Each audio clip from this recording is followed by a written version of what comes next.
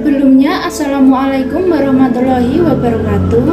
Perkenalkan, nama saya Makfira Ratu Paramiswari dengan NIM 21021030001. Saya dari semester 3A Bimbingan dan Konseling. Di sini saya akan menjelaskan mengenai topik potensi diri. Yang pertama, apa sih potensi diri itu? Potensi diri adalah kemampuan yang mempunyai kemungkinan untuk dapat dikembangkan. Artinya, potensi diri yang dimiliki oleh seseorang berpengaruh besar pada pembentukan pemahaman diri dan konsep diri. Selanjutnya, peserta didik berhak untuk mengembangkan potensinya secara alamiah, wajar, dan tanpa tekanan.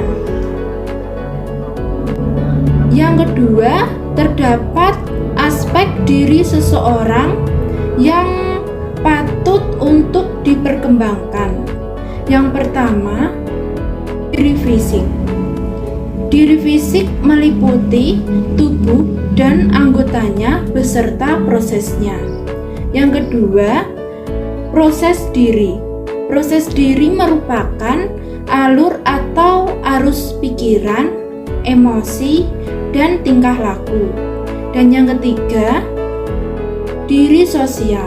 Diri sosial di sini artinya bentuk pikiran dan perilaku yang diadopsi saat merespon orang lain dan masyarakat sebagai satu kesatuan yang utuh. Selanjutnya, potensi diri dibedakan menjadi dua bentuk, yaitu yang pertama adalah potensi diri fisik. Potensi diri fisik adalah kemampuan yang dimiliki seseorang yang dapat dikembangkan dan ditingkatkan apabila dilatih dengan baik. Artinya, kemampuan yang terlatih ini akan menjadi suatu kecakapan, keahlian, dan keterampilan dalam bidang tertentu. Potensi diri fisik akan semakin berkembang bila secara intens dilatih dan dipelihara.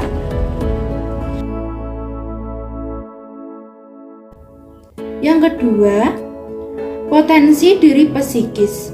Potensi diri psikis adalah bentuk kekuatan diri secara kejiwaan yang dimiliki seseorang dan memungkinkan untuk ditingkatkan dan dikembangkan apabila dipelajari dan dilatih dengan baik.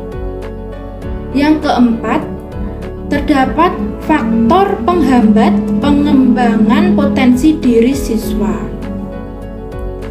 Yang pertama, lingkungan. Lingkungan kadang-kadang menjadi penghambat pengembangan potensi diri. Sebagai contoh, faktor senioritas di mana kita bergaul di lingkungan sekitar. Dan yang kedua, individu sendiri. Individu sendiri juga bisa menjadi faktor penghambat pengembangan. Yang menyebabkan terhambatnya pengembangan potensi diri pada individu, yang pertama adalah faktor tujuan hidup yang belum jelas, dan yang kedua faktor motivasi dan faktor keengganan untuk merubah diri sendiri. Dan yang ketiga, kadang-kadang manusia takut untuk menerima kenyataan. Itu tadi penyebab penghambatnya pengembangan pada individu sendiri. Selanjutnya yaitu faktor usia. Faktor usia kadang-kadang orang yang sudah tua tidak dicapainya. Kadang-kadang orang yang sudah tua tidak melihat bahwa kearifan dan kebijaksanaan dapat dicapainya. Artinya, mereka cenderung memandang usia mereka lebih hebat. Maksudnya memandang usia yang lebih muda itu lebih hebat, begitu sebaliknya. Yang terakhir terdapat bagaimana sih peran guru dalam pengembangan potensi diri siswa? Di sini dapat dijelaskan peranan guru menentukan keberhasilan pendidikan, menghasilkan lulusan yang berkualitas dan profesionalisme. Guru sebagai ujung tombak di dalam implementasi kurikulum di kelas yang perlu mendapat perubahan. Dalam proses belajar mengajar, guru juga mempunyai tugas.